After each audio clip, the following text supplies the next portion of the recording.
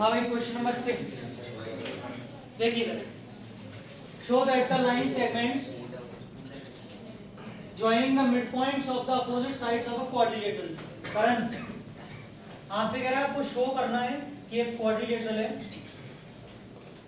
जिसकी opposite sides के mid points को ज्वाइन किया जाए। एक बात और ध्यान रखना, शेप मैंने कैसी बनाई सर ये रोम्बस लग रहा है, अरे लगने पे मत जाओ, क्वाड्रिलेटरल है। कह रहा है show that the line segments, कौन सी line, joining the mid points of the opposite side, opposite sides के मिड पॉइंट्स को ज्वाइन कर रही है, like P Q R S. ये अपोजिट साइड्स के मिड पॉइंट्स को ज्वाइन करने वाली line segment bisect each other, ये एक दूसरे को बाइसेक्ट करती है, ये आपको प्रूव करना है। ठीक, क्या मैं इनको ज्वाइन कर लूं?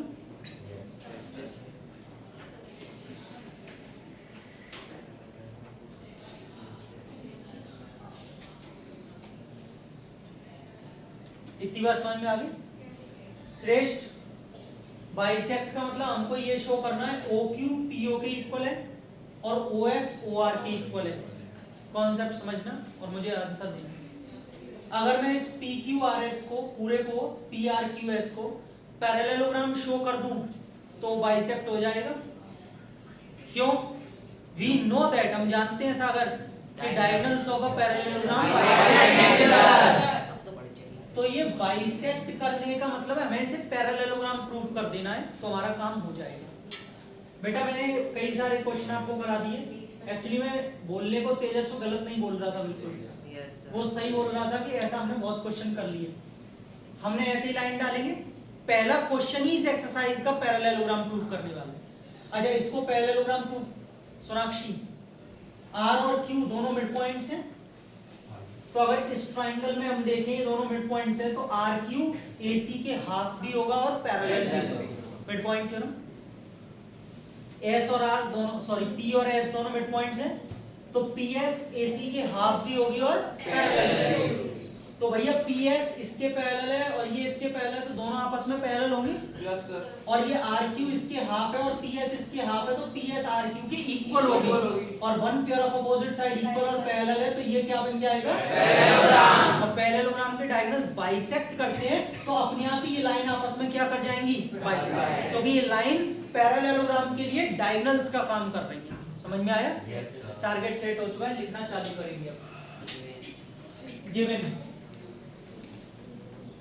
P Q R Q S are the midpoints of AD, AB, BC and CD. AD, AB, BC and CD respectively. ठीक है? Yes sir. चलो पहले इतना लिखो फिर आगे करता हूँ। हाँ बेटा, मिड पॉइंट्स करण, बेटा प्रूव क्या करना है? OP is equals to OQ, OR is equal to OS.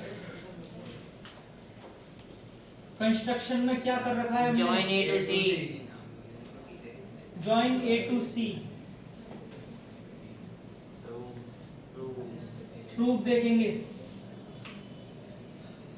In triangle ABC, triangle को मेंशन करना जरूरी है। R एंड Q क्या है? Midpoints of AB and BC. Are the midpoints of AB and BC respectively. Therefore, RQ parallel AC. RQ parallel to AC, RQ is half of AC. दोनों का same reason. MPD. Shreya पढ़ने पे ध्यान दो थोड़ा।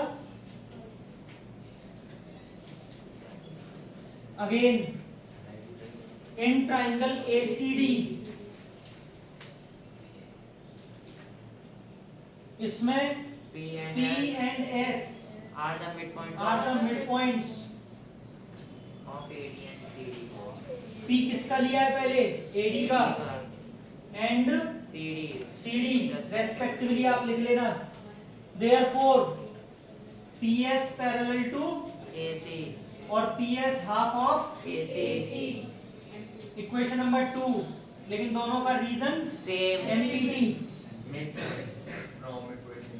अब क्योंकि RQ AC के पैरेलल है, PS AC के पैरेलल है, RQ parallel to PS, RQ और PS जो होंगे वो भी आपस में पैरेलल होंगे। श्रेष्ठ दोनों के from equation 1 and 2 half half equal है, तो RQ PS के इक्वल होगा। बेटा one pair Of opposite side parallel and equal, therefore PQRS is a parallel, PRQS is a parallelogram। PRQS the Parallelogram। और पैरेललोग्राम के डायगोनल्स बाइसेक्ट करते हैं, ये आपको लिखना पड़ेगा। We know that diagonals Of a parallelogram of a parallelogram bisect each other, bisect each other। therefore और अगर ऐसा है तो therefore ये एक तरीके से दोनों लाइंस डायगोनल का काम कर रही हैं। OR is equals to OS और OP is equals to OQ। Hence proved। लीजिए हो गया खत्म, यही प्रूव करना था। समझ में आया? yes sir, नोट करो, 8th वाला करते हैं फिर उसके बाद वो 7th वाला। yes sir, ये देखिए क्वेश्चन नंबर 7 एक्सरसाइज 8.2 का क्या कह रहा है। ABC is a triangle right angled at C। श्रेष्ठ ABC एक राइट एंगल ट्रायंगल है, राइट एंगल कहां पर है? C पर। A और B से हमें कोई लेना देना नहीं, कहीं भी बना लीजिए। A line through the midpoint M of hypotenuse AB, एक hypotenuse AB है जहां से आपसे कह रहे हैं एक लाइन है M, ठीक? कह रहा है line through the midpoint M, ये मिडपॉइंट है, थोड़ा और डार्क कर देता हूं, मिडपॉइंट है of hypotenuse AB and parallel to BC। तो आप सबको समझ में आ गई होगी कैसे बनेगी। yes sir, ऐसे बनेगी, ठीक है। ये किसके पैरेलल बोल रहा है? BC के, ठीक है Ayush. Intersect AC at D, AC को D पॉइंट पर इंटरसेक्ट कर रहा है, खाली इंटरसेक्ट कर रहा है, तो मैं डार्क नहीं करूंगा निशान। Show that D is the mid point of AC। पहला पार्ट बेटा कि D मिड पॉइंट होगा AC, बाकी आप पढ़ लो, है ना। हाँ हाँ हाँ। अब ये चीज समझ में आ रही है कि ठीक है, आपको कॉन्सेप्ट क्लियर होगा तो आप खुद ही आगे से आंसर निकलेंगे आपके अंदर से, ऐसा होगा। आपने खुद ही बता दिया ना कन्वर्स ऑफ मिड पॉइंट, तो वही है बस, कॉन्सेप्ट समझ लो, खुद ही आपको आ जाएगी सारी चीजें। अच्छा लगता बस आप घर से करके लाते तो। देखिए अब चलिए, गिवन में आपको क्या दे रखा है? MD पैरेलल टू, एक तो ये कि ये इसके पैरेलल है, and M is the midpoint of AB, M is the midpoint of AB। ये दो चीजें गिवन है। हिमांक आपको समझ में आ रहा है अब? क्या हुआ? गले में साउंड है नहीं है वो, कि बोलता ही नहीं है कुछ भी। समझ में आ रहा है? टू प्रूफ में 3 पार्ट है ना, मैं नहीं लिख रहा हूँ, आप लिख लेना, जगह फालतू में जाएगी। अभी फिलहाल में कंस्ट्रक्शन तो कोई है नहीं है, लेकिन बेटा एक चीज देखो, कंस्ट्रक्शन आपको अभी करना चाहिए, diagonal बाकी के 2 पार्ट और देख लो, उनमें तो जरूरत नहीं है। MD परपेंडिकुलर टू AC, इसमें जरूरत नहीं पड़ेगी।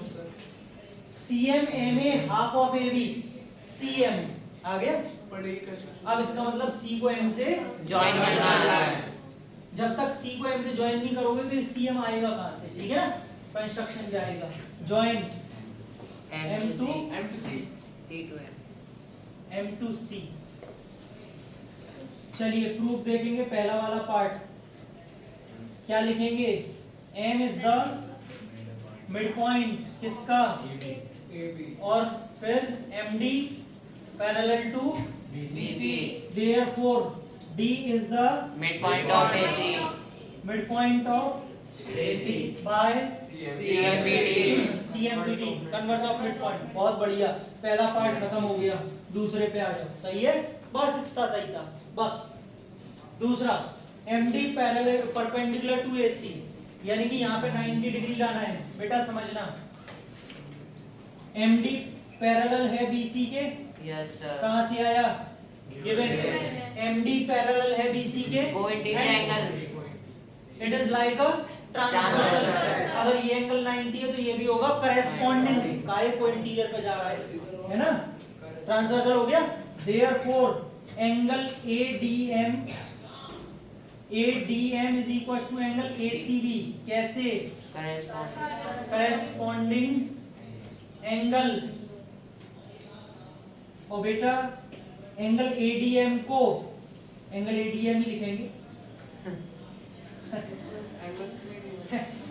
ACB कितना है 90, तो बेटा इसका मतलब ये 90 आ गया, और 90 आ गया तो DM किसके, AC के पैरेलल। मत बोलो भाई मेरे, MD परपेंडिकुलर हो गया AC के, दो पार्ट खत्म हो गए, तीसरा भी करा रहा हूं, लिख लो, जगह नहीं है पहले, बस ये चैप्टर खत्म है उसके बाद आपका। देखिए तीसरा पार्ट देखिए बेटा, आपसे क्या कह रहा है, चलो श्रेष्ठ इसको आप एक्सप्लेन करोगे और कोई बीच में बोलेगा नहीं, बताना नहीं। श्रेष्ठ तीसरा पार्ट है CM MA के इक्वल है, ये CM MA के इक्वल है, लेकिन ये दोनों हाफ ऑफ AB होगा। चलो स्टार्ट करो बोलना, क्या करूं, थोड़ी हिंट दे दो बस। क्या आपका कॉन्ग्रुएंसी, ट्राइंगल का है कॉन्ग्रुएंसी। देखिए इधर इन दोनों ट्राइंगल्स में सिंपली कॉन्ग्रुएंसी लगानी है और कुछ नहीं करना है, सुनना शांति से। अभी अभी थोड़ी देर पहले मैंने फर्स्ट पार्ट में डी को क्या कर दिया है, प्रूव कर दिया, चिल्ला मत पहले, तो प्रूव कर दिया है मिड पॉइंट।